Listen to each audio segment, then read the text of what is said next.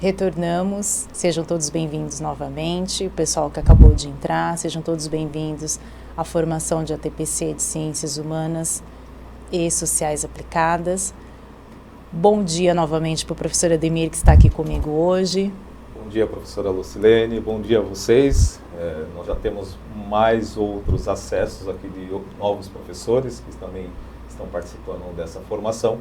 Então, para você que chegou agora, seja muito bem-vindo à formação que nós estaremos aqui propondo na sequência. E um bom dia de trabalho a todos nós.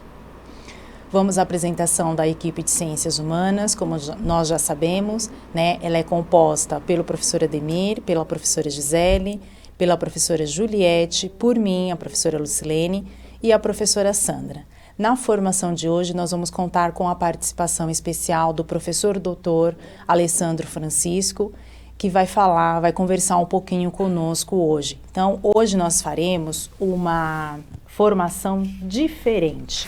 Mas antes de eu falar um pouquinho de como vai ser a nossa formação, eu solicito que vocês continuem aí anotando todas as informações pertinentes da formação de agora, né, dessa segunda parte, no seu diário de bordo, aí no seu caderno, né, para que você possa anotar as informações que vão contribuir para aumentar aí, ampliar o seu repertório de estudos, né, e que ao final você consiga socializar com a gente as impressões que você teve da nossa formação de hoje.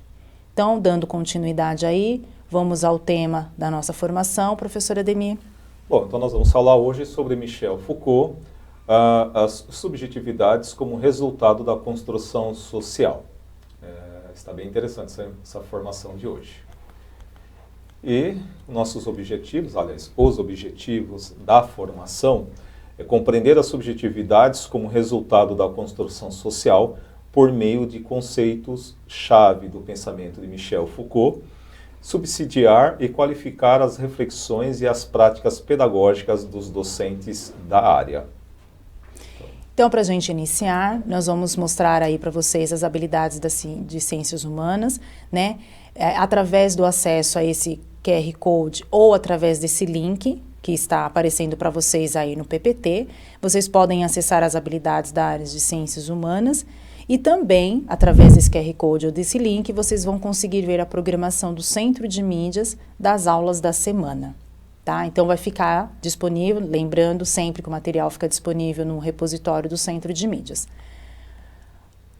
Nós vamos passar para vocês agora uma chamadinha, porque o Centro de Mídias, eles estão ampliando aí os professores para dar aulas no Centro de Mídias. E as meninas, as professoras Juliana e Fabiana, elas gravaram um vídeo convidando vocês para vir fazer parte aqui desse time de professores que dão aulas no Centro de Mídias. Vamos assistir então?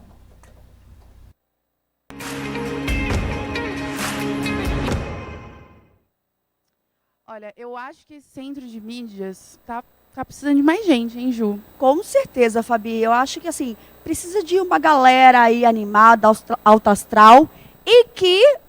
Como que é? Aqui, ó. E que animação. Participe das aulas com muita vontade, amor e carinho. Exatamente. Então, a gente está aqui, na verdade, para te convidar a fazer parte da nossa equipe CMSP, que aqui é coração de mãe, sempre cabe mais um, né, Ju? E justamente, só que assim... Quero me inscrever, quero ser amigo de todo mundo, porque a gente é legal. Mas tem aí, né, algumas coisinhas que a Ju vai passar pra gente. Exatamente. Não a Ju sozinha, não. A Ju e a Fabiana irão passar aqui para que vocês possam se inscrever para participar desse time do Centro de Mídias. Então, a primeira coisa, você tem que se inscrever lá no Banco de Talentos, tá? Apenas maravilhoso, tá aparecendo aqui embaixo, ó, o site do Banco de Talentos, porque somos o quê? Apenas talentos. Porém, tem algumas informações importantes. Você tem que ser efetivo da rede. E aí você vai ter que anexar lá a sua nomeação no Diário Oficial. Ter finalizado o estágio probatório de 3 anos. Também anexar o comprovante de estágio probatório. Ter disponibilidade para trabalhar presencialmente na EFAP, aqui em Perdizes. Exatamente, para ver a gente todos os dias. E não está próximo da aposentadoria há 1 ano ou menos. Exatamente, né? Você que está aí chegando na sonhada aposentadoria, aproveita. Esse é seu momento. Se joga no descanso. Isso aí, que eu já ia falar que não pode se jogar aqui agora, mas sejam bem-vindos a fazer essa inscrição e quem sabe participar aqui desse nosso super time do Centro de Mídias. Esse time malemolente, apenas ousadia e alegria, e a gente espera você por aqui. Então, vem pra cá você também. Te espero, te vejo em breve. Beijos.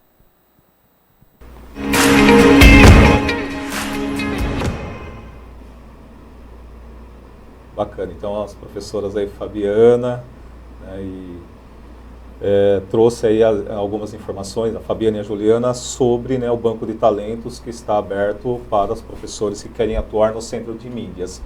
Mas já aproveitando aqui também, a EFAP também está com o banco de talentos aberto. Então acesse o site da EFAP, caso você tenha intenções de participar, né, e querer atuar como formador. Aqui na EFAP também tem outras atividades para se realizar. Então entra no site, acessa o edital, faça a leitura e, se interessando, faça também sua inscrição e venha aqui somar juntamente conosco, tá bom? Bem, agora para vocês na tela vai aparecer, portanto, o percurso.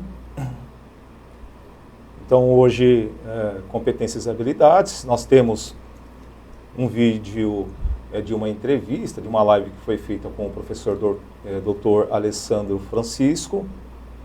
Nós vamos falar um pouquinho do caderno do professor, desdobramentos, saiba mais, referências e, por fim, o encerramento. Então, agora, a competência que aparece para vocês na tela aí, né, trata-se das competências gerais, que é argumentar com base em fatos, dados, informações confiáveis para formular, negociar e defender ideias, pontos de vista e decisões comuns que respeitem e promovam os direitos humanos, a consciência socioambiental e o consumo responsável em âmbito local, regional e global, com posicionamento ético em relação ao cuidado de si mesmo, dos outros e do planeta. Depois a competência 1 aí do novo ensino médio, analisar processos políticos, econômicos, sociais, ambientais e culturais no âmbito local, regional, nacional e mundial, em diferentes tempos, a partir da pluralidade de procedimentos epistemológicos, científicos e tecnológicos, de modo a compreender e posicionar-se criticamente em relação a eles, considerando-se diferentes pontos de vista e tomando decisões baseadas em argumentos e fontes de natureza científica. E as principais habilidades de filosofia, identificar as subjetividades, né, como resultado da construção social, motivo da pauta de ser analisada através da perspectiva de Michel Foucault, e ainda a habilidade aí de ciências humanas e sociais aplicadas, né, elaborar hipóteses, selecionar evidências e compor argumentos relativos a processos políticos, econômicos, sociais, ambientais, culturais e epistemológicos, com base na sistematização de dados e informações de diversas naturezas, expressões artísticas, textos filosóficos e sociológicos, documentos históricos e geográficos, gráficos, mapas, tabelas, tradições orais, entre outros. Bom, as habilidades, né, de ciências humanas do CMSP, né, da semana do dia 8 de junho a 15 de junho, pode ser acessada aí por meio do QR Code ou por meio do link que fica, que aparece aí no slide, mas também depois pode ser acessado no repositório esse slide para que você possa realizar o acesso. Então, vamos, né, iniciar aqui. Como eu havia comentado no início da formação desse segundo momento, hoje nós vamos trazer uma formação um pouco diferente. Nós vamos trazer uma entrevista com um especialista em Michel Foucault, que é o foco da nossa pauta de hoje, né, desenvolvendo aí a habilidade da segunda série de filosofia, trazendo para nós, ampliando o nosso repertório sobre Michel Foucault. Então, para a gente iniciar, eu vou apresentar para vocês o nosso entrevistado de hoje, que será o professor doutor Alessandro Francisco. Ele é doutor em filosofia pela PUC de São Paulo, e pela Universidade de Paris, né? E ele é professor do cursos de pós-graduação, de lato sensu aí da Unify, e ele é pesquisador associado da Universidade de Paris também e da Escola Normal Superior de Paris, em nível de pós-doutorado. Então, quem tiver, né, curiosidade em conhecer um pouquinho melhor o professor Alessandro, pode acessar o Lattes dele, nós vamos deixar também aí no PPT, e quando vocês forem acessar através do repositório do Centro de Mídias, fica aí a informação para vocês conhecerem um pouquinho mais o professor Alessandro. O professor Alessandro, na entrevista que ele deu para nós, né, que nós vamos passar daqui a pouco para vocês, ele vai falar um pouquinho da vida, da obra e do percurso intelectual que Michel Foucault realizou em vida, né?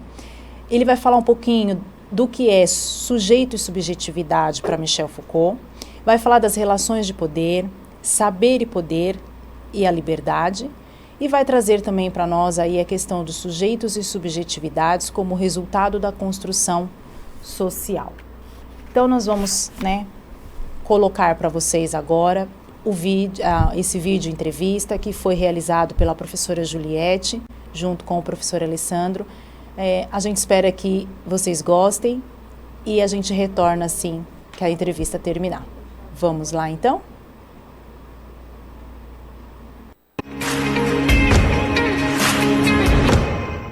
Professor Alessandro Francisco, primeiramente é uma honra estar contigo para fazer essa conversa sobre o pensamento de Foucault. O professor Alessandro é doutor em filosofia pela PUC e pela Universidade de Paris, em regime de duplo doutorado, pesquisador associado ao Laboratório de Estudos e Pesquisas sobre Lógicas da Filosofia Contemporânea, Universidade de Paris 8, e professor de cursos de pós-graduação Lato Sensu da Unify. Tudo bom, professor Alessandro? Tudo bem com você, Juliette? Tudo ótimo. Como eu disse, professor, a gente vem aqui para fazer uma conversa sobre o pensamento de Foucault. Antes de entrarmos a um assunto mais específico, gostaria que você falasse um pouco sobre a vida e obra de Foucault. Ok. Essa pergunta, apesar dela ser evidente, né, óbvia, em todo começo de diálogo, conversa, para Foucault ela não é tão óbvia, especialmente no quadro do desenvolvimento da sua reflexão. Foucault foi um grande crítico da noção de autor e da noção de obra.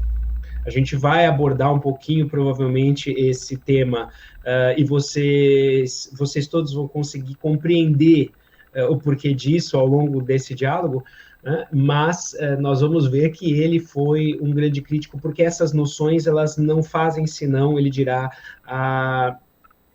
atrapalhar, né? São um distúrbio no momento em que a gente vai analisar o discurso.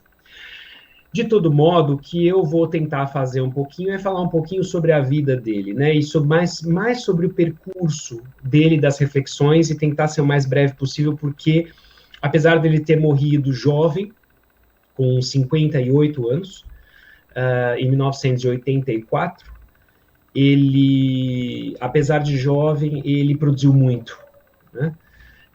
Bem, Michel Foucault, ele foi sempre um estudante destacado. Ele fez uma bela carreira e ele tem duas particularidades, eu costumo dizer, na sua carreira. Primeiro, a instituição em que ele se forma, e segundo, a instituição em que ele termina a sua vida, onde ele termina a sua vida lecionando. Essas duas particularidades vocês vão ver que são bastante importantes. Primeiro, a instituição em que ele se forma.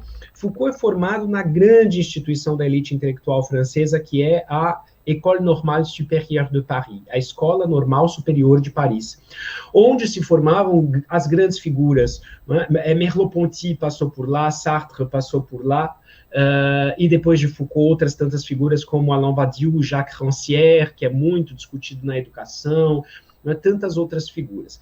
A École Normale, ela não é exatamente, isso é muito interessante da gente saber, e especialmente no campo da educação no Brasil, a École Normale, que eu saiba, nós não temos nenhuma instituição semelhante no Brasil. Aliás, que eu saiba, nós não temos uma instituição semelhante no Brasil. Ela se constitui fundamentalmente como uma comunidade de pesquisadores, de estudantes, de professores.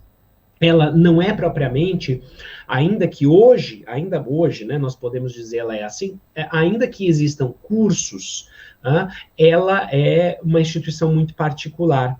Quando Foucault se inscreve na École Normale, onde ele vai fazer sua carreira, para você ter noção, ele segue os cursos dele na Sorbonne. Ainda hoje, quando você é um estudante da École Normale, você pode escolher onde fazer a sua certificação, melhor dizendo, a sua diplomação. Então, você pode ser um normalien, ou uma normalienne, um normalista ou uma normalista, se você quiser, e escolher, olha, eu quero estudar com um X professor na Sorbonne, ou eu quero estudar, digamos, na antiga Paris Descartes, que hoje é só a Université de Paris.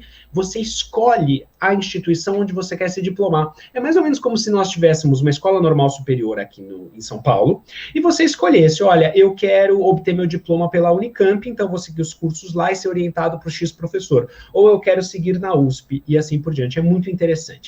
O fundamental da École Normale é esta comunidade, né? Esta forma de comunidade na qual ela funciona ainda hoje. Isso é muito importante. E lá, os normaliens e as normaliennes podem solicitar cursos específicos. Eu vou dar um exemplo para vocês, e quem é da filosofia que está ouvindo, imagina o que é isso.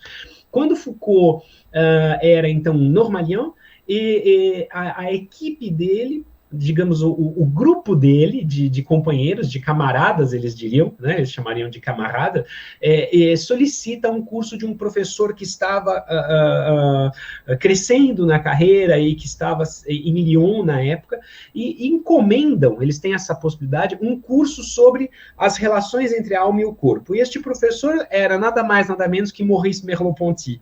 Então, imagine isso, né? Os alunos poderem, como se nós fôssemos normalistas, e nós, olha, a gente gostaria de ter um curso aqui exclusivo para nós, da professora Mariana Chauí, ou que seja de um outro professor qualquer aqui no Brasil, né, sobre Foucault e a educação com Alfredo Vega Neto, sobre o Foucault e o feminismo com a professora Margarete Rago da Unicamp, ou ainda sobre, digamos, Foucault e a espiritualidade e o cuidado de si com a Salma Mushail na PUC. Isso é muito interessante. Eles tinham e ainda têm esta possibilidade.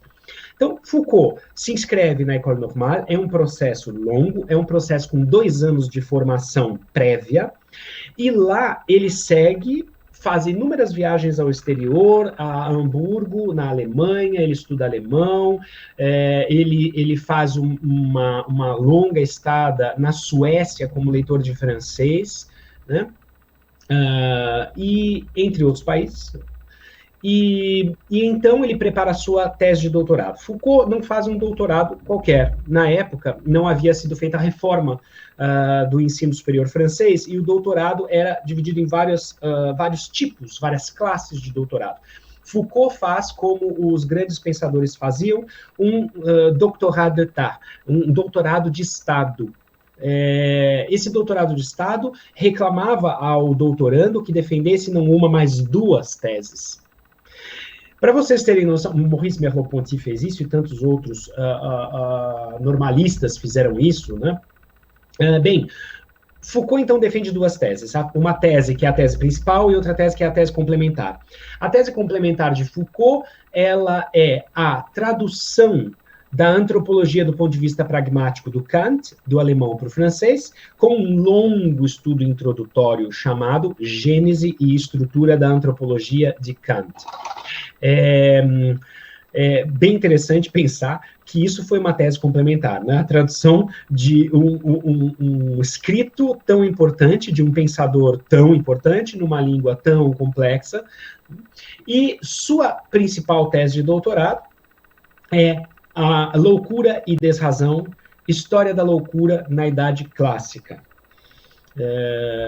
Nós a conhecemos simplesmente pelo nome História da Loucura, mas é muito importante saber o nome completo, né? Não de um livro, mas da sua tese. Loucura e Desrazão, História da Loucura na Idade Clássica. Isso significa que Foucault nunca pretendeu fazer uma história da loucura, uma história tradicional da loucura, uma história das ideias, uma história das mentalidades, uma história das representações. E a gente vai falar um pouco sobre isso em seguida.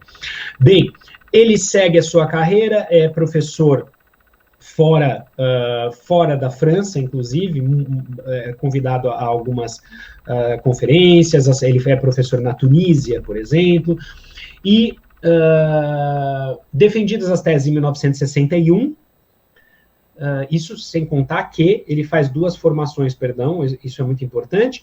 Quando ele faz as suas diplomações, ele faz uma diplomação em filosofia e em seguida em psicologia. A psicologia acabava de nascer como possibilidade de formação, né? Então não tem absolutamente nada a ver com o que nós concebemos como uma psicologia hoje, como área de formação. Não existia sequer essa psicologia chamada clínica naquela época. E e desenvolve 2 diplomas de especialização em psicologia, psicopatologia e psicologia experimental. Isso é bastante importante. A psicologia, ela era um ramo da filosofia, né? Isso é bastante importante destacar.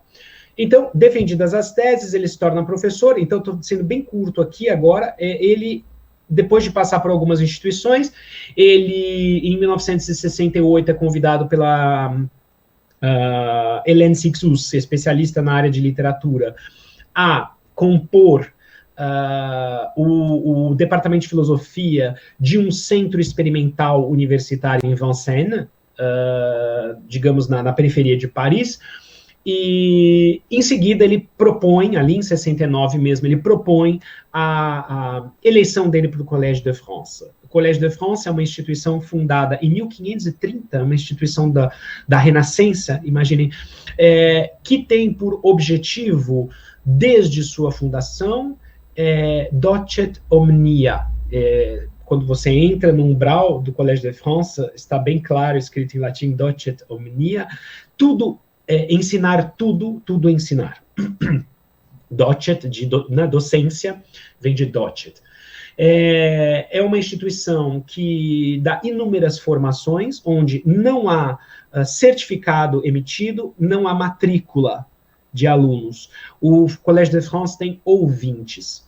Um professor que quer se candidatar ao Collège de France, que é a mais alta instituição acadêmica francesa, ele, então, apresenta um projeto original, que seria um projeto guarda-chuva. Foucault apresenta, então, um nome até mesmo de uma cátedra que vai acolhê-lo. A eleição é feita em 2 momentos. No primeiro, a criação de uma cátedra, então se escolhe atender aquele projeto. E quando é defendida a cátedra, não é utilizado o nome do propositor da cátedra, não é? Primeiro se defende um projeto. O projeto escolhido vai-se a outra assembleia, tem-se um outro momento com um grupo de professores do colégio e decide-se o nome daquela cátedra. Evidentemente, se escolhe quase sempre a mesma pessoa, mas já houve exceções no Collège de France em que outra pessoa foi escolhida para o projeto, né? Quer dizer, o pesquisador A foi escolhido para o projeto pesquisador B. Foucault propõe a criação de uma cátedra chamada História dos Sistemas de Pensamento, Histoire de Système de Pensée. Isso é bastante importante. Ele não propõe a criação de uma cátedra de História da Filosofia ou de uma cátedra intitulada Filosofia. Isso é muito importante, porque marca uma posição metodológica de Foucault. Ele, então, dirá que não faz filosofia. Ele faz uma história crítica do pensamento ou ele faz uma história dos sistemas de pensamento. Isso é bastante importante. Quando a gente diz Foucault filósofo, pode ser até aceito, ele mesmo o dirá, porque, em certa medida não, porque o problema dele é a verdade, né? A gente vai falar sobre isso, as relações entre subjetividade e verdade. Então, é nesta medida que ele aceitaria ser chamado de filósofo, mas ele se auto-intitula, por vezes, ele se auto-intitula professor, mas não professor como a palavra professor, né? Há uma distinção em francês, como em inglês, entre o professor, aquele que ensina, e o professor título universitário, né? Existe em inglês teacher, existe em inglês professor, existe em francês enseignant, que seria o equivalente de teacher, e existe em francês professeur, que é o equivalente de professor, professor efetivamente, que é um cargo, um posto universitário. Foucault, ele se apresenta, eu sou um enseignant. Eu certa vez escrevi um texto sobre o projeto de pesquisa dele, dizendo Michel Foucault ensinante. Existe exatamente essa palavra, né, no vocabulário ortográfico da nossa língua, é um adjetivo, eu optei por substantivar. porque é uma posição, percebe? Uma posição até mesmo ética de Foucault, se vocês quiserem, política de Foucault, dizer, eu não sou professor, eu não estou aqui com a atribuição do meu cargo e da minha postura, eu estou aqui como um professor, mas no sentido daquele professor que é um professor da escola, aquele professor que é um professor de língua, eu estou aqui para trocar com vocês aquilo que eu tenho pesquisado. Essa postura de Foucault é realmente incrível. Claro, o Juliette, o que é muito legal é que ele, por vezes, se autodenominava, tem autodenominações muito curiosas. Uma delas é, eu sou um fabricante de explosivos, porque ele quer romper muros. Em outro momento, ele era bastante ácido, né? Nas suas respostas. Certa vez, eu não me lembro se foi para a Veja, em São Paulo, quando ele esteve aqui, e também não me lembro se foi na década de 60 ou 70, talvez 70, perguntam a ele, de onde o senhor fala, professor Foucault? E ele diz, eu achei que falasse desta cadeira onde estou sentado. Percebe? Ele rompia com todas essas solenidades desnecessárias, não com todas as solenidades, mas com as solenidades desnecessárias. De onde o senhor está falando? Eu estou falando daqui, de onde você está me vendo, dessa cadeira onde eu estou sentado. É muito bonita essa postura de Foucault. Outra vez ele se define muito, muito lindamente como, e isso também, isso foi numa entrevista na Veja, aliás, para a Veja, ele diz, eu sou um fabricante de tamancos. Até aí isso não diz muito para nós. Eu vou explicar por que ele diz isso. Eu sou um fabricante de tamancos e sinto um prazer quase erótico quando as pessoas os calçam. Olha que interessante. Mas a gente só entende exatamente o sentido dessa palavra quando a gente compreende a palavra tamanco em francês. É muito interessante. A palavra tamanco em francês é sabot.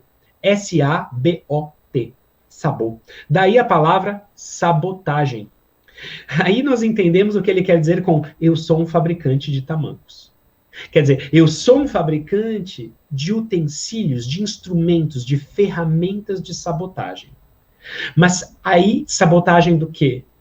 Bom, sabotagem de um saber que quer o tempo inteiro dizer a verdade sobre nós.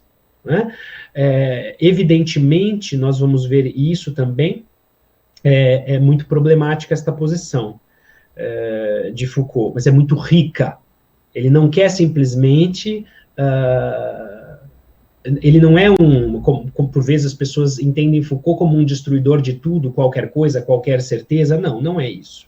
Não é isso.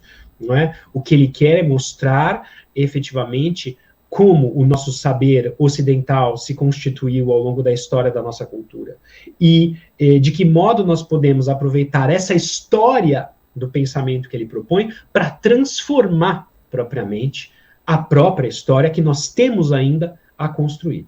Esse eu creio que seja o objetivo, e assim eu falo um pouquinho, né, de Foucault. Ele morre lecionando no Collège de France, ele é eleito em 1970, dá o seu primeiro curso, sua primeira aula em 70, seu primeiro curso em 71, sua primeira aula em dezembro de 1970, saiu um livro ano passado comemorativo de meio século da sua aula chamada A Ordem do Discurso. O livro se chama As Ordens do Discurso, se vocês se interessarem, organizado pela professora Eliana Conde e pela professora Rosemary Dias da Universidade Estadual do Rio de Janeiro. Então, Foucault leciona lá desde sua primeira aula em 70, seu primeiro curso em 71, um ano sabático em 77, e morre em 1984, junto com as primeiras vítimas aí do vírus HIV. Né? Era um momento em que muitos, eu falei certa vez com um poeta, escritor francês que está com 80 anos, Jacques Belfroy, que conheceu Foucault nos anos 50, e ele disse uma vez para mim, foi muito duro, eu me lembro, isso faz 2 anos, quando nós nos encontramos da última vez, a pandemia nos impediu de nos encontrar novamente, e ele disse, Alessandro, foi como numa guerra. A AIDS, quando ela chegou, ela levava todos os nossos amigos, e eu via como numa trincheira de guerra, né, num combate, eu via os meus amigos caindo a meu lado, sabe? Ele dizia, cada um a seu momento, sendo destruídos pela AIDS. Foi uma coisa terrível, terrível. Então, eu creio que seja isso, um pouquinho disso que eu posso dizer sobre, muito rapidamente ainda, hein, sobre a carreira de Foucault. O objetivo aqui, então, é compreender as subjetividades como resultado da construção social por meio do pensamento de Foucault. Aí, por isso que eu chamei você para essa discussão e gostaria que você levantasse alguns pontos, colocasse em reflexão. Primeiro, as diferenças entre sujeito e subjetividade e indivíduo e eu. A pergunta é bastante difícil. Talvez a gente fale um pouco sobre indivíduo e eu, se você me permitir, em algum momento mais à frente, em que a gente reflita sobre as contribuições do pensamento de Foucault para a compreensão da contemporaneidade, da nossa atualidade. Então, vamos tentar encaminhar isso, essa pergunta que também não é fácil, as diferenças entre sujeito e subjetividade, a partir de algumas observações, alguns destaques acerca do próprio método de Foucault e de seu objetivo, pois há bastante confusão, mesmo entre os comentadores do pensamento de Foucault. Foucault deixa muito claro em diversas passagens que ele tem uma abordagem, uma perspectiva, um método, não como nós compreendemos método, mas como, digamos, orientações, pistas de análise, né? Assim que ele vai compreender método. E ele diz em inúmeras passagens, eu separei uma aqui para vocês, ele dirá: o meu método é a arqueologia e o meu objetivo é a genealogia.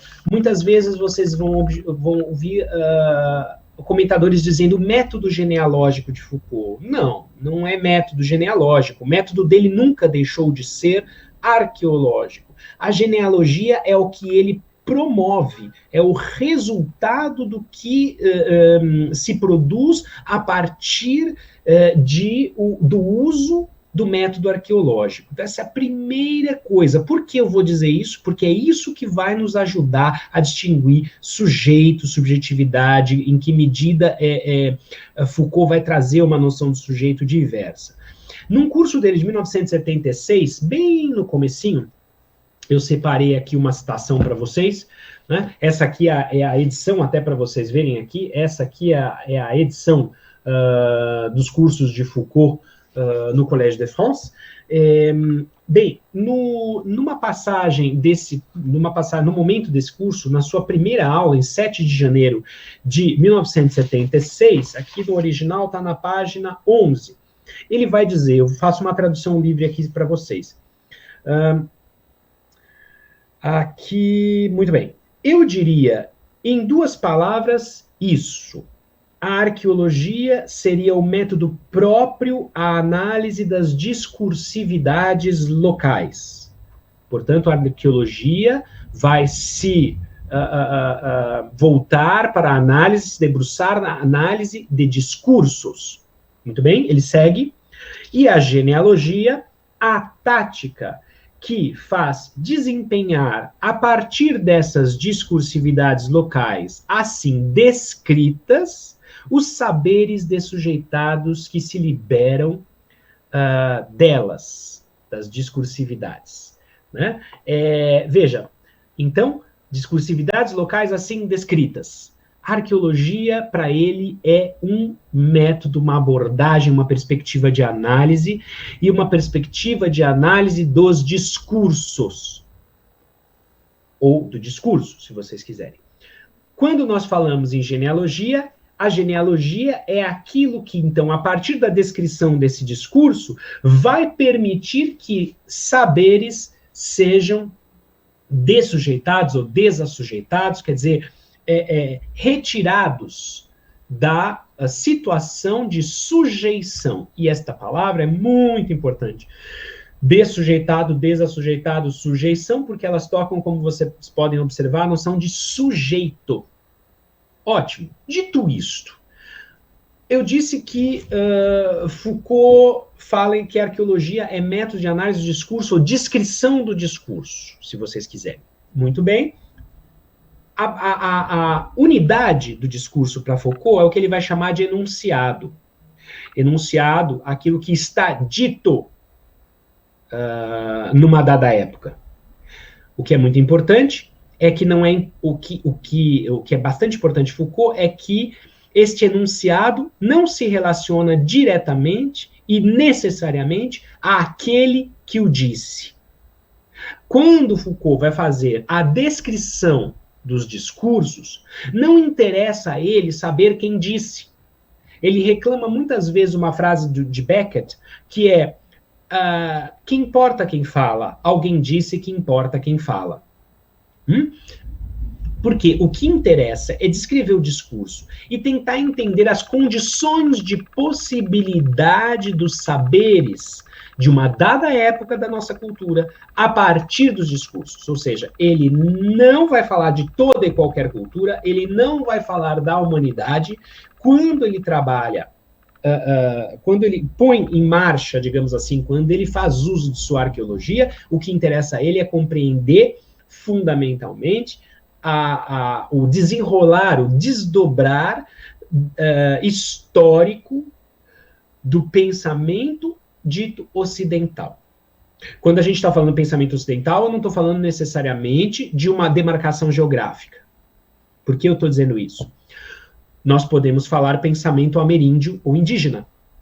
E não é pensamento ocidental, é um pensamento riquíssimo e que tem muito a contribuir para que nós pensemos o nosso próprio pensamento de tipo ocidental. Quando nós falamos em inúmeros povos, como os povos aborígenes, ou outros povos autóctones ou não na África, né? Existem inúmeras Áfricas, não uma só, ou quando nós falamos em pensamento chinês, nós temos aí inúmeras culturas, e com estas culturas, condições de possibilidade diversas de constituição de saberes, que não são aquelas que Foucault estudou. Isso é bastante importante. Então, não dá simplesmente para aplicar o método Foucaultiano para qualquer outro tipo de discurso. É preciso antes testar. Tá? Ótimo. Dito isto, a unidade fundamental do discurso para Foucault é enunciado. Não é frase e não é proposição. A proposição é aquela unidade, se vocês querem, né, discursiva, sobre a qual se afirma seu valor de verdade, ou não. Ou seja, se afirma sobre a proposição se ela é verdadeira ou falsa. Alessandro estudou Foucault. O que interessa aqui, nesta proposição, né, o Alessandro é um estudioso de Foucault, né, é o seu valor de verdade como proposição. Existe a possibilidade da frase, e então nós teríamos aí uma preocupação com a sintaxe desta frase. Não é isso o que interessa a Foucault. O que interessa a Foucault é o enunciado. Então, o que está dito em Alessandro é um estudioso de Foucault, por exemplo. Não é? Ou, a porta está aberta.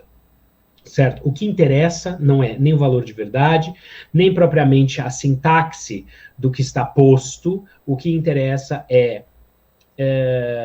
não é um problema do sentido, portanto. Não é um problema do sentido. O que interessa é o que está dito. Vou dar um exemplo para vocês. Nós temos quase que uma vontade, uma angústia contínua pela interpretação. Eu costumo dar um exemplo muito simples do que é um enunciado e de que nós devemos nos afastar da interpretação quando nós trabalhamos arqueologia. O exemplo digamos que eu diga a alguém chamada Ana, né, e diga: Ana, você gostaria de jantar? O que está dito nesta pergunta, Ana, você gostaria de jantar? Ou ainda, Ana, que tal irmos jantar? Está dito simplesmente que Alessandro convida Ana para jantar. Quando nós colocamos a interpretação, nós viramos a chave da interpretação, nós começamos. Alessandro tem algum interesse na Ana. Ou Alessandro tem interesses sexuais na Ana. Ou qualquer coisa do gênero. Vejam, não interessa esse tipo de análise, né, para Foucault, numa arqueologia. O que interessa é o que está dito. Ora, se o que interessa é o que está dito, Foucault não se preocupa com o sujeito, ou o suposto, ele dirá, sujeito que disse aquilo.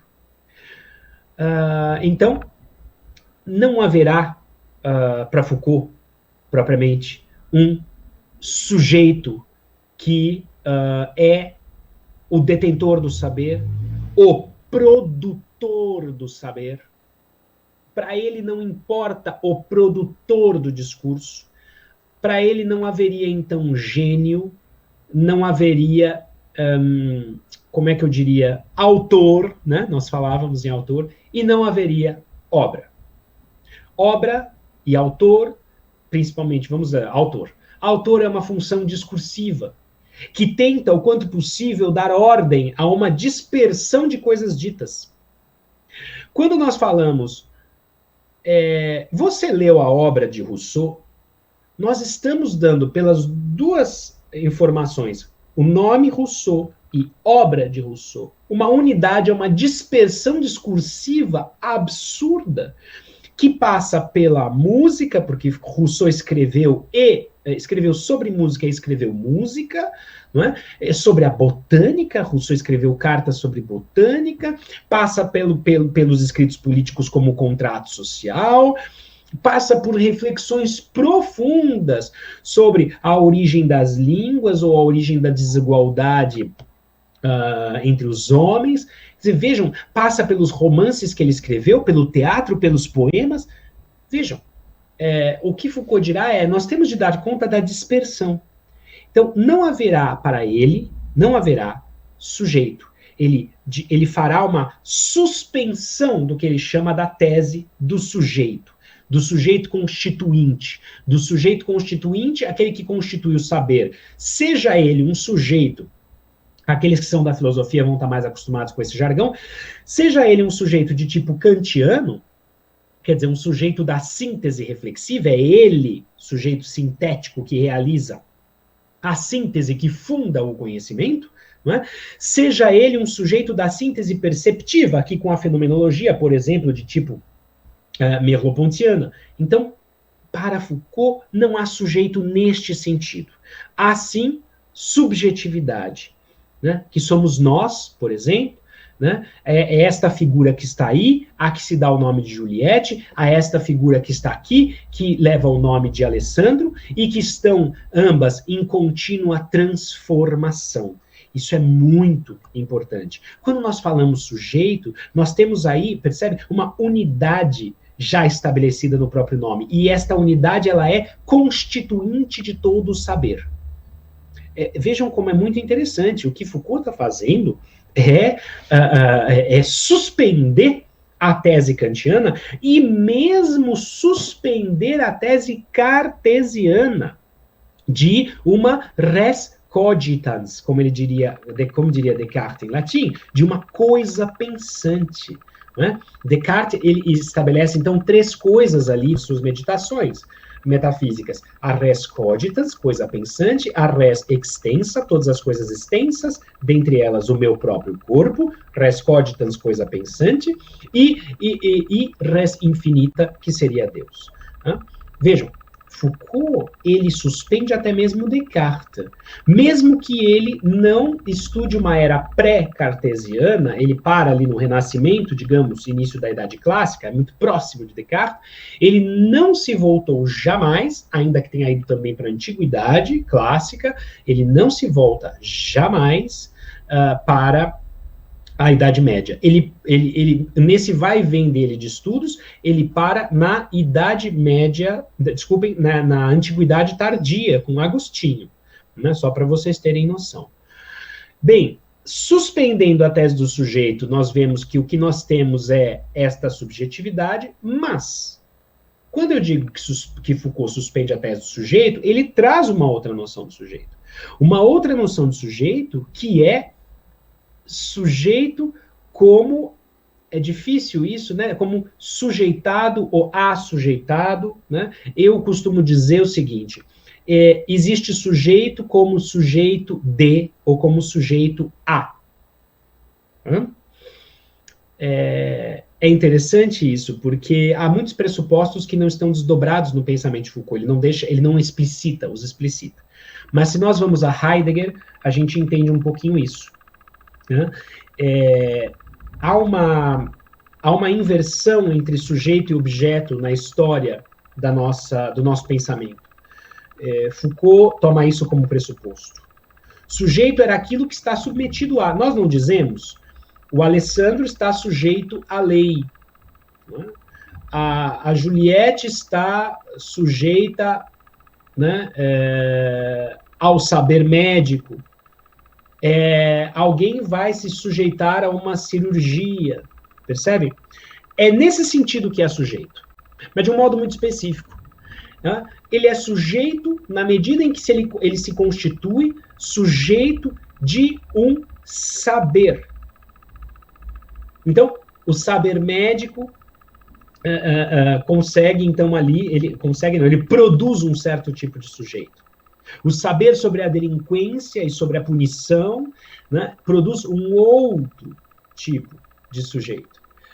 O saber jurídico, o saber científico, o saber, ele dita modos de ser do sujeito e nos constitui subjetividades como sujeitos.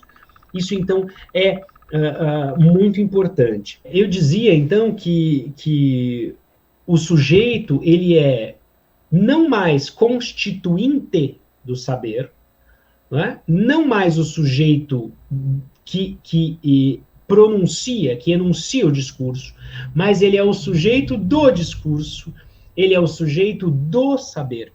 E existe uma passagem dos Ditos Escritos do Foucault, que é uma coleção de 2 tomos, de mais de 1.700 páginas, em que ele nos dirá, é uma entrevista, né? Melhor dizendo, uma mesa redonda de 1978, desculpem, é uma entrevista essa de 1984, em que perguntam a ele, isto quer dizer que o sujeito não é uma substância?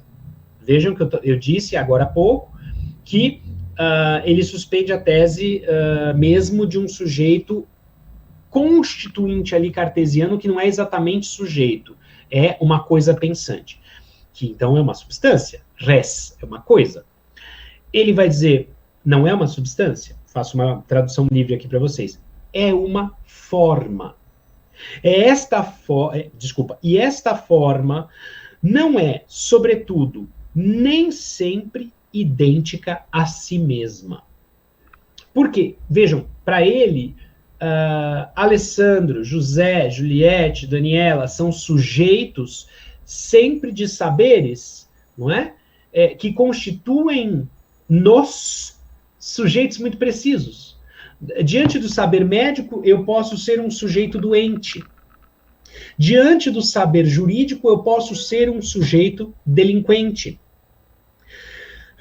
Eu posso ser um criminoso. Diante do saber jurídico, eu também posso ser um sujeito culpado, ainda que não criminoso, mas culpado de algo. Percebam, porque há uma distinção no saber jurídico. Então, só para que se tenha um pouco de ideia de, com essa suspensão, como é que as coisas funcionam. Então, vamos agora falar um pouco sobre a relação poder-saber e poder-liberdade? Perfeito, Juliette. Há também muita confusão no meio Foucaultiano. Eu vou tentar ser bastante objetivo, não fui tão objetivo, talvez, respondendo a outras questões, mas quando nós falamos em relação poder-saber, é muito importante que nós saibamos, né, nós tenhamos em mente que essas duas noções não são noções destacáveis uma da outra. Nós não podemos compreender as relações de poder tal como Foucault pretende, a partir somente das relações de poder, como se isso fosse possível. Não, não é possível. Sempre há um saber que está lá engajado, que está lá presente, né? A primeira coisa que, então, a gente precisa compreender para bem entender as noções ou as relações de saber-poder, como você mesma chamou, é o problema de Foucault, que ele vai dizer são as relações entre subjetividade e verdade. Né? No curso dele de 1981, chamado exatamente Subjetividade e Verdade, logo no comecinho, aqui na página 14, ele diz exatamente isso. Eu tomo a liberdade de ler para vocês, tá? Ele dirá assim, ele começa a falar há alguns modos de se perguntar sobre as relações entre subjetividade e verdade. Há um terceiro modo, e aqui eu cito, que se chamará, se vocês quiserem, histórico-filosófico, que é se perguntar quais são os efeitos sobre essa subjetividade da existência de um discurso que pretende dizer sobre ela a verdade. Quando nós entendemos isso, e ele diz em seguida, é em torno desta terceira e última maneira de colocar a questão subjetividade e verdade, que, com mais ou menos distanciamento, mais ou menos clareza, eu tentei me voltar durante um certo número de anos. Ele diz claramente, durante um certo número de anos, esse foi o meu problema. Ou seja, nesses últimos anos, este foi o meu problema. As relações entre subjetividade e verdade. Em que medida, não é? Um dado discurso diz a verdade sobre uma subjetividade. E, nesse momento, constitui-na um sujeito. Né? Isso é muito importante aqui. Portanto, só a relação de poder, tal como Foucault propõe a análise, quando há um saber engajado, quando há um saber que quer dizer a verdade sobre a subjetividade, ou que quer dizer a verdade, se vocês quiserem. Né?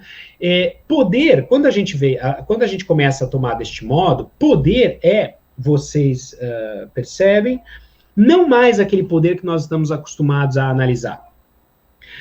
Nós sempre temos poder como aquilo que reprime, aquilo que exclui, aquilo que interdita. Não. Em Foucault, poder são relações de forças. São relações dissimétricas de forças. Tá? E não, efetivamente, aquele poder que subjuga necessariamente. Certo? Então, relações dissimétricas de força significa relações, por exemplo, como nós estamos tendo aqui no diálogo. Só isso. Né? Há, portanto, aí, se é uma relação de força, o poder ele não será nem bom nem mal. Ele é uma constatação, ele está aqui, ele faz parte das nossas próprias relações. Né? E, nesse sentido, ele se distancia de Sartre, né? Le pouvoir est le mal, o poder é o mal. Não. O poder, ele pode ser bom ou mal, se existisse essa concepção maniqueísta, propriamente, dualista, mas ele é um jogo de forças.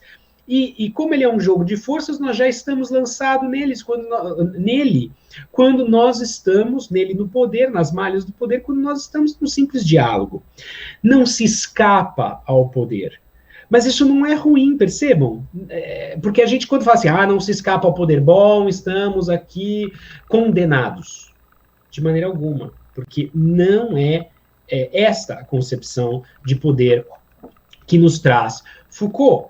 Ele traz uma nova compreensão. E uma compreensão de poder o poder que somente se faz presente pelo saber, e um poder que não é só negatividade, ele não é só, então, interdição, ele não é só exclusão, ele é também positividade. Quando eu digo positividade, eu não estou dizendo que é bom, eu estou dizendo que é positividade, eu estou dizendo que ele produz. Né? Eu posso ver o poder como negatividade, como aquilo que exclui, aquilo que interdita, aquilo que subjuga, mas eu posso ver o poder que, pela sua positividade, na medida que ele subjuga ou que ele exclui, ele está querendo constituir algo, ele está querendo produzir algo. E é isso aqui que me parece bastante importante nessa concepção que Foucault traz. E que eu chamaria eu diria que é uma concepção menos ingênua de poder. Disse eu que o poder se exerce sobre o saber e que Foucault, então, faz ele tem as relações de saber-poder como seu campo de análise. Não é objetivo dele, ele mesmo diz em algumas passagens, não é objetivo dele fazer as relações de saber-poder. As relações de saber-poder estão aí, né? O objetivo dele é entender como nessas relações a subjetividade é constituída, né, por meio da verdade que é enunciada sobre ela.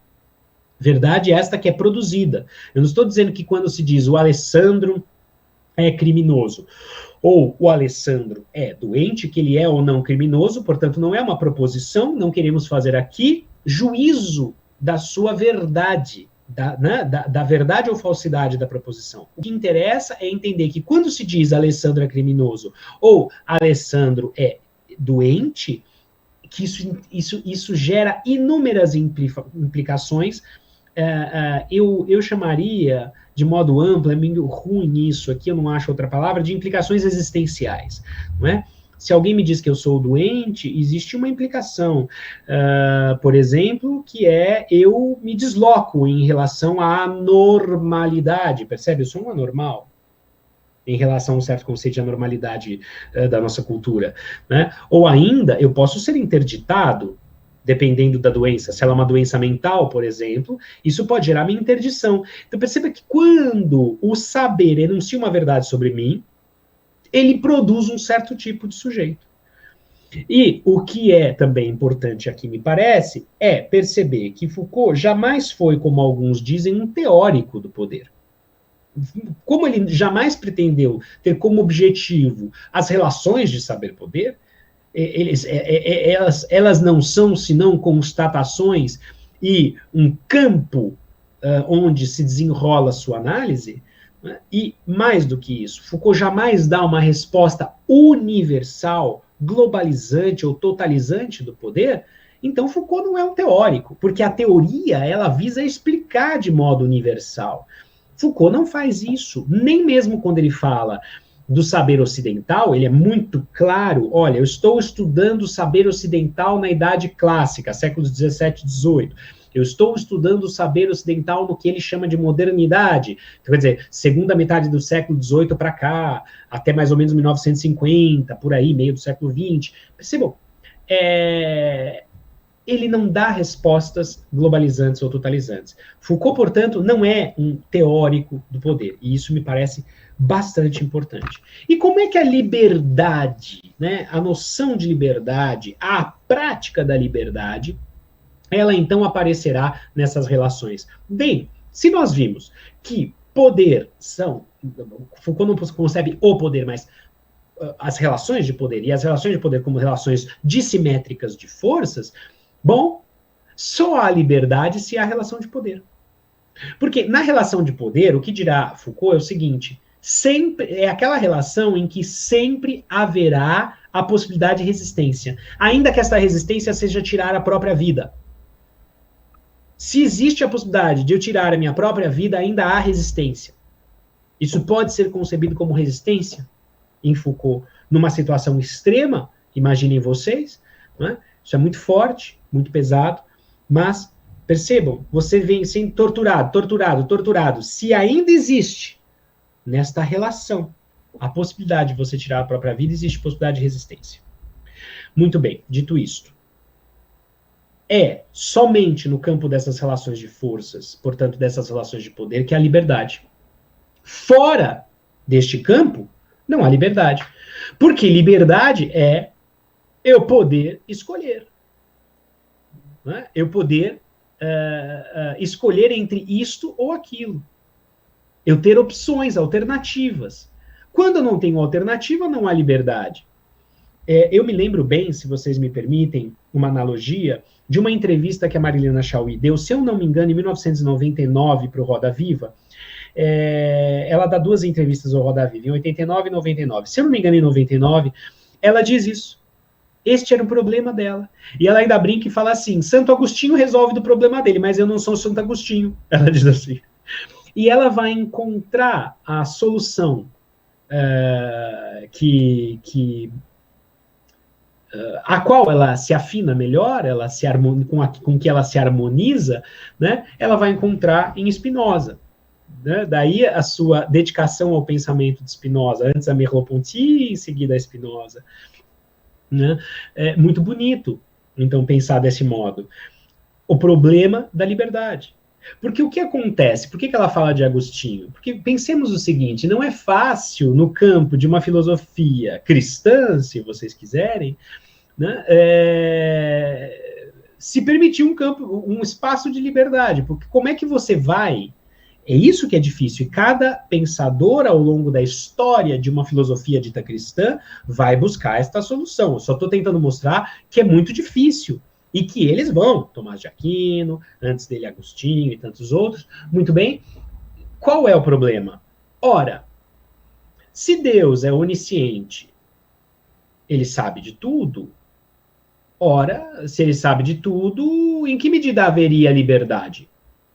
Do Alessandro como criatura, da Juliette, né, da Ana, da Maria, do Antônio, como criaturas. Para haver liberdade, não pode haver determinismo, nem histórico, nem natural, né, nem um determinismo teológico. É preciso haver a possibilidade de escolha. E só há liberdade, então, para Foucault, nesse campo de relações de forças, porque nós já estamos lançado nesse campo. E aí é que cabe pensar a ética e praticar a ética. Porque o que vai ser a ética para Foucault? Ele dirá, a ética é a liberdade refletida. É quando eu reflito sobre as alternativas que se dispõem a mim neste campo de relações dissimétricas de forças. Então, só para vocês terem aqui uma ideia, né, de como é que ela funciona, e pensando que essas relações de forças sempre são operadas, sempre funcionam por meio de saberes, e por meio de saberes especificamente, que dizem a verdade sobre mim, dizem a verdade sobre, digamos, dizem a verdade de modo geral, mas dizem a verdade sobre, sim, principalmente sobre as pessoas, transformando as subjetividades. Professor Alessandro, você poderia discorrer um pouco sobre sujeitos e subjetividades enquanto resultado de construção social? Claro, Juliette. Vamos lá. A gente percebeu aqui que Foucault fala que o sujeito justamente é construído, ele é constituído, né? E não constituinte. Foucault, como vocês percebem, ele inverte a chamada revolução copernicana presente no pensamento de Kant, ele suspende mesmo a noção substancial de res cogitans, coisa pensante, de Descartes. Só uma precisão é necessária aí. Nós sabemos, então, que nós somos subjetividades, ou seja, nós somos algo em particular, singular, em contínua transformação e constituição, jamais plenamente constituídos. Isso se afasta bastante da noção de sujeito, como vocês veem. Mas Foucault não está preocupado com o que a gente chamaria o campo do social. Isso é bastante importante. E muito bonito também. Vocês sabem, a sociologia é uma área muito recente. Eu dizia que a psicologia, ela se constitui uma área de formação com uma lei de 1947 na França, imaginem vocês. A sociologia somente em 1957, se eu não me engano. Então, todos aqueles que nós chamamos de psicólogos nesse período, e todos aqueles que nós chamamos de sociólogos, se vocês quiserem, Jean-Paul Aron, não, Jean-Paul Aron não é filósofo, mas é Raymond Aron, chamamos de sociólogo. Pierre Bourdieu, chamamos de sociólogo. E tantos outros, são filósofos. Na psicologia, Jean Piaget, em Genebra, filósofo. E tantos outros. Bem, Daniel Defer, companheiro de Foucault, sociólogo? Não, filósofo. Todos têm formação em filosofia. E estas áreas mais gerais da filosofia, psicologia, sociologia, antropologia, começam a se constituir âmbitos de formação. Por que eu digo isso? A preocupação de Foucault não é exatamente, nós sabemos no campo da filosofia o quanto isso é importante, a preocupação dele não é do social, mas do cultural, do âmbito do cultural, da cultura. Ele dirá numa entrevista algo muito interessante, eu vou separar aqui para vocês, também nos ditos escritos, ele vai dizer algo bastante interessante. Vejam aqui, para vocês terem noção. Ele dirá o seguinte, após uma pergunta que fazem para ele então fala sobre análise dos fatos culturais, perguntam então a ele isso em 1967. Em resumo, o senhor faz uma etnologia da nossa cultura. Olha que interessante. Uma etnologia da nossa cultura. E ele responderá, bem, ao menos da nossa racionalidade, do nosso discurso. Olha que interessante, hein?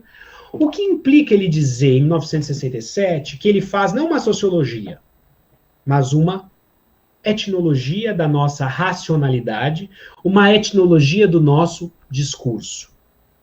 Implica dizer que quando ele olha para o desenrolar da história do nosso pensamento, da nossa cultura ocidental, ou ainda, o desenrolar da racionalidade ocidental em diversas racionalidades, conforme as suas eras, conforme as suas épocas,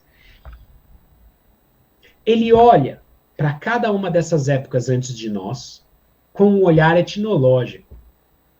Ele olha para cada uma dessas épocas, para aquilo que nós fomos, como um povo inteiramente diverso deste povo que nós temos, como algo que é inteiramente diferente daquilo que nos tornamos, que faz parte daquilo que nos tornamos, mas que é diferente. Ele basicamente divide, a gente diria, escande, né, a história do nosso pensamento em renascimento que talvez a gente pudesse pegar a partir da Idade Média tardia, talvez século XIII, precisaria ser feito um bom estudo sobre isso, né? Mas talvez do século XIII, do Renascimento Florentino, depois ali. Então, Renascimento até o século XVI, depois Idade Clássica, século XVII até mais ou menos século XVII, XVIII, do XVII até aproximadamente a primeira metade, então, inteira do XVIII, e modernidade, a partir do momento em que emerge esse homem sujeito, né? Esse sujeito de tipo kantiano constituinte, e ele ainda abre uma brecha, mas ele não faz esta análise. Ele dirá que esta modernidade que se inicia ali no fim do 18, segunda metade do 18, provavelmente vai até a metade do 20, 1950 aproximadamente. Ele diz isso em uma ou duas entrevistas, e uma eu tenho certeza, não me lembro se em duas. Assim, quando ele vai estudar no doutorado dele o que ele chama a loucura, folie, daí a palavra folia de reis, né? Folia de carnaval, folie, loucura, ele vai se voltar para estas subjetividades, se vocês quiserem, estas pessoas, eu diria, da Idade Clássica, como outras pessoas diferentes de nós. Não como algo que dá uma continuidade, né? Não como algo em que se vê, melhor dizendo, uma continuidade até chegar em nós. Ao contrário. O que ele está interessado em quê? Em marcar as dispersões, as diferenças entre o que fomos e o que somos. Para que nós consideremos, tenhamos consciência de que nós podemos ser diferentes do que nós somos hoje. Este retorno que ele faz, e por vezes ele faz até a antiguidade clássica grega, então ele vai até escritos, os diálogos, de Platão, ou ele chega até a idade antiga, a antiguidade tardia com Agostinho, ou antes de Agostinho, os chamados exegetas cristãos, como Santo Ambrósio, Basílio de Ancira, São João Crisóstomo, né, ou João Crisóstomo, estou dizendo são, como se realmente, né, assumindo aqui que eles foram santos, mas é para dar referência. Ou antes deles, Tertuliano, se vocês quiserem, Clemente de Alexandria. Antes desses, Sêneca, Epiteto, Mussônios, Marco Aurélio. Quando ele se volta a todas essas figuras, Epicuro, o que ele quer entender são modos diversos de ser sujeito, ou melhor, de constituição de sujeito, de ser subjetividade, de constituição de sujeitos, diferentes do que nós somos. Então, eu faço essa precisão do social e prefiro o cultural, né, porque nós sabemos que no campo da filosofia, mas em todos isso deveria ser muito, muito, muito importante, isso está se perdendo, é a precisão dos vocábulos e dos conceitos que nós utilizamos para dizer as coisas, é nesse sentido.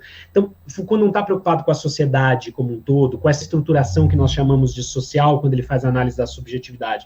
Ele está preocupado com o solo cultural, e é nesse sentido que ele dirá, eu sou um etnólogo.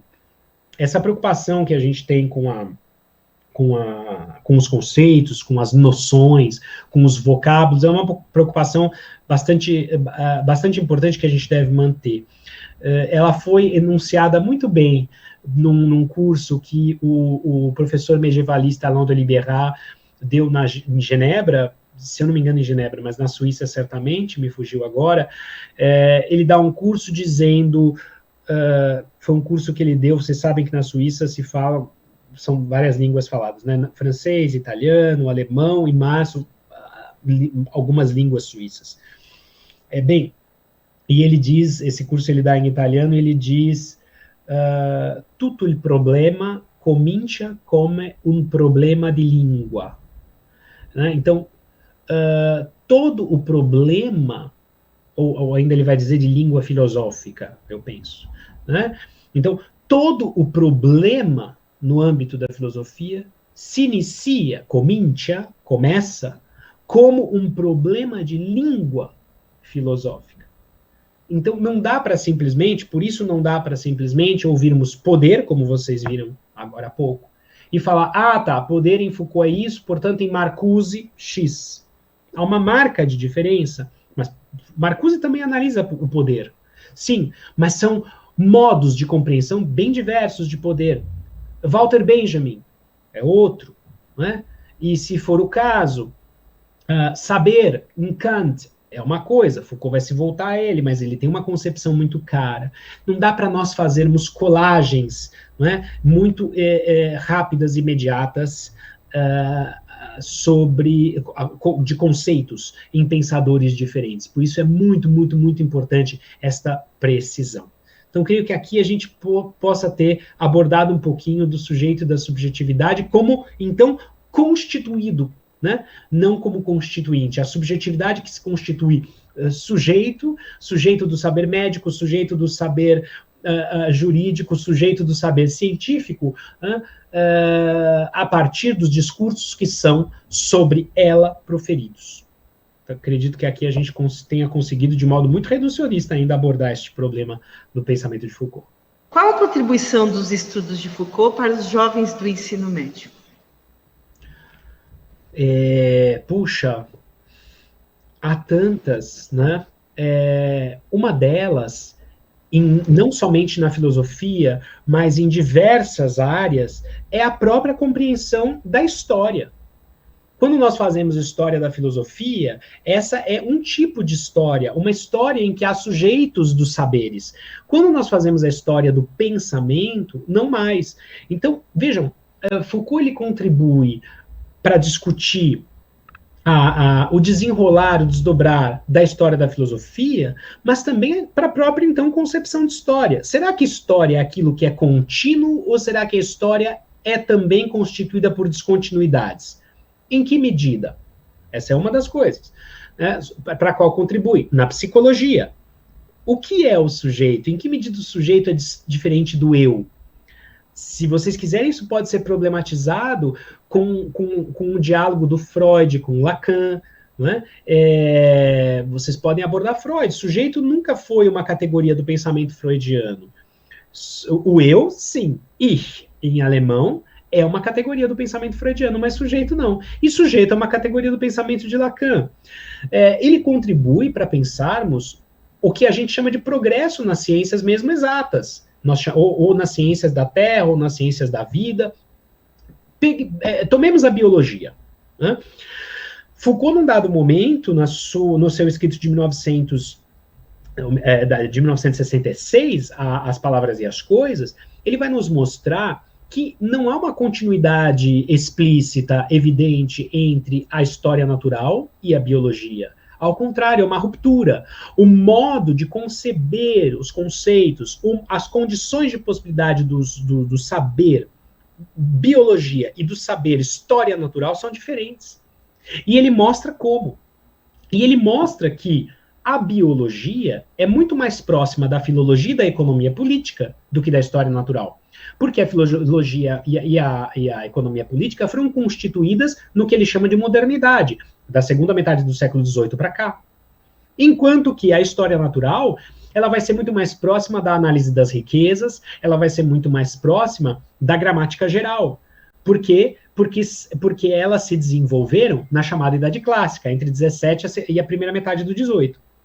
Percebam, há contribuições para discutir o próprio progresso da ciência, a noção de história. Se vocês quiserem, a geografia, o modo como nós distribuímos territórios, como nós organizamos os espaços e os classificamos, ela pode contribuir para a língua, para o estudo da língua. Eu mostrei para vocês aqui quando eu falei em gramática geral e filologia. Quer dizer, que modos são esses diversos de se pensar a língua?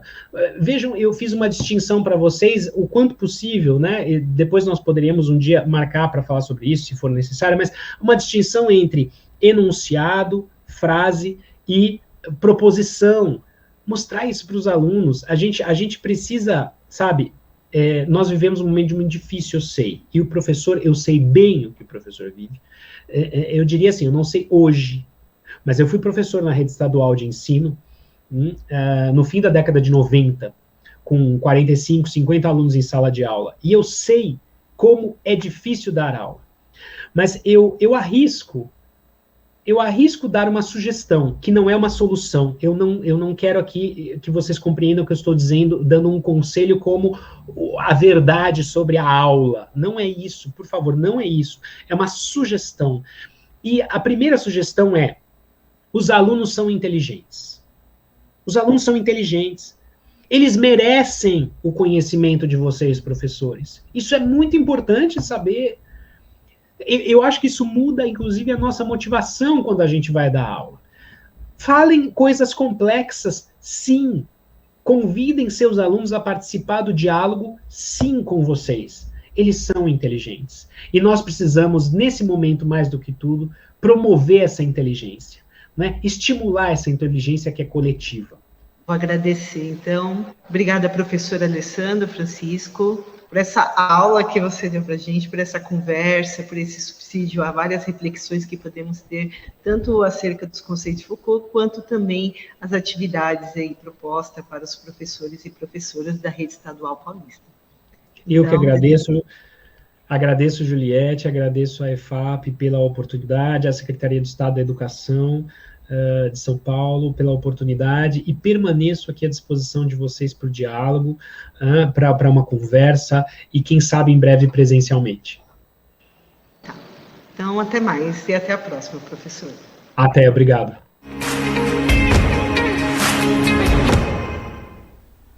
Então, nós vimos aí uma live que a professora a formadora Juliette gravou, juntamente com o professor Dr. Alessandro, especialista em Foucault.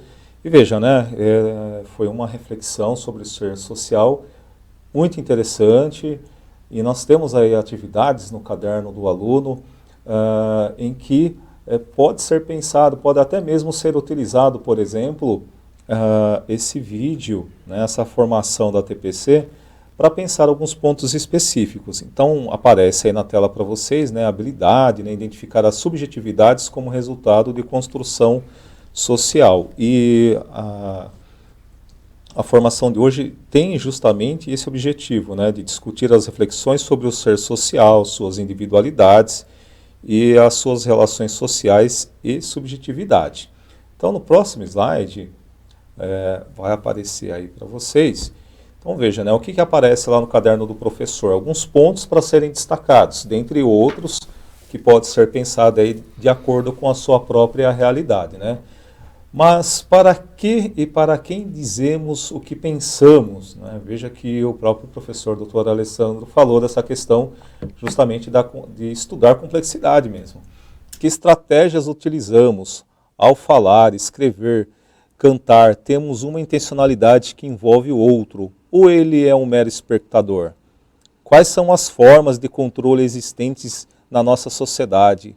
Como essas formas de controle atuam no indivíduo, o que elas produzem. Então, para que os estudantes, né, possam refletir sobre como eles percebem a formação de sua própria subjetividade, analisando, por exemplo, como ocorre a formação dos seus gostos musicais, vestuários, moda, na forma como fazem amizades e também, né, como se posicionam politicamente.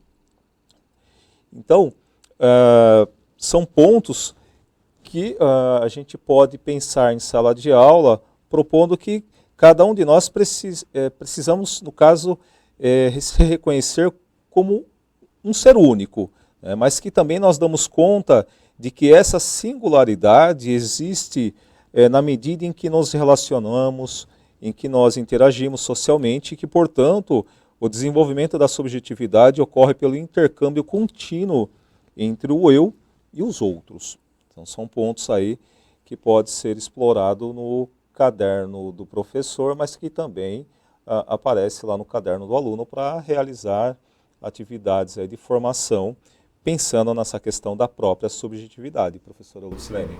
Então, assim, os comentários do professor Alessandro, a sua forma de analisar, contribui bastante, né, para a formação do estudante na sala de aula. Sim, e o nosso desdobramento de hoje, professora Ademir, está dentro dessa perspectiva, né? Da fala do professor Alessandro, né, como ele desenvolveu aí essa fala, ampliando o nosso repertório sobre Foucault, né, fazendo esse recorte no caderno do professor. Nós vamos sugerir que mais um vídeo para que vocês possam aí, né, neste momento de formação e de estudo, se apropriar também dessas informações. Nós vamos sugerir aí para o desdobramento um vídeo da nova escola. Vai trazer aí também uma entrevista com um professor estudioso do Foucault, não é o Alessandro, mas é um outro professor aí, e vai trazer a questão da educação como prática da liberdade. Então vejam aí, por favor, na tela o PPT.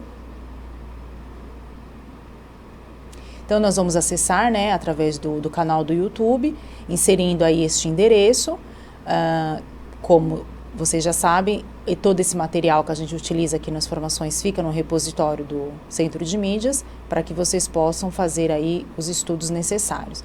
Então, como desdobramento, vocês vão acessar esse vídeo da nova escola e a partir, né, do vídeo, de assistir o vídeo e utilizando os conhecimentos que nós adquirimos agora com a fala do professor Alessandro e também, né, fazendo a leitura, retomando a leitura do caderno do professor, aonde foca alguns elementos do Michel Foucault, vocês vão tentar responder aí, né, trazer a reflexão dessa questão, né, como a educação pode se tornar uma prática da liberdade.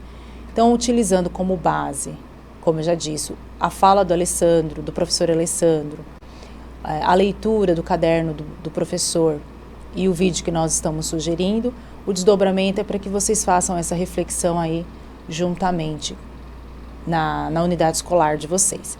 E para ajudar também nesse desdobramento, nós estamos trazendo no Saber Mais dicas, né, de livro e filme que pode também ajudar, e alguns textos do professor Alessandro. Então, nós temos aqui o livro do Dardot, né?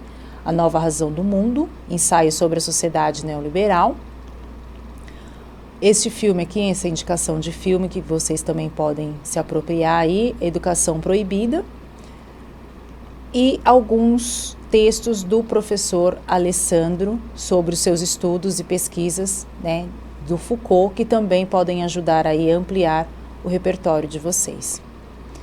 Então, como nós estamos nos encaminhando para o final da formação de hoje, nós vamos abrir o chat para que vocês possam fazer a avaliação da formação, né, retomando aí o que vocês anotaram no diário de bordo, e para que a gente possa também saber se esse formato, né, que nós trouxemos hoje de uma forma diferente de formação foi produtivo, né, agregou valor de fato ao repertório de vocês. Então o chat vai abrir para que vocês possam fazer aí a avaliação junto conosco. Enquanto vocês vão colocando a avaliação aí, né, em que medida a formação de hoje contribuiu para o aprimoramento do seu repertório, e a gente pede também que vocês avaliem esse formato, né, de trazer um entrevistado, um especialista, para falar um pouquinho de temas que são pertinentes dentro da nossa área de atuação, né, na área das ciências humanas e sociais aplicadas. Nós vamos passando aqui também, fica para vocês as referências que foram utilizadas para a formação de hoje, né, todas as referências que nós utilizamos aqui para trazer a formação, tanto por nós quanto pelo professor Alessandro.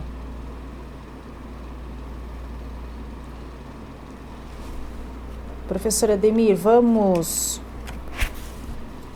ver como é que está a avaliação, então, no chat, antes da gente encerrar?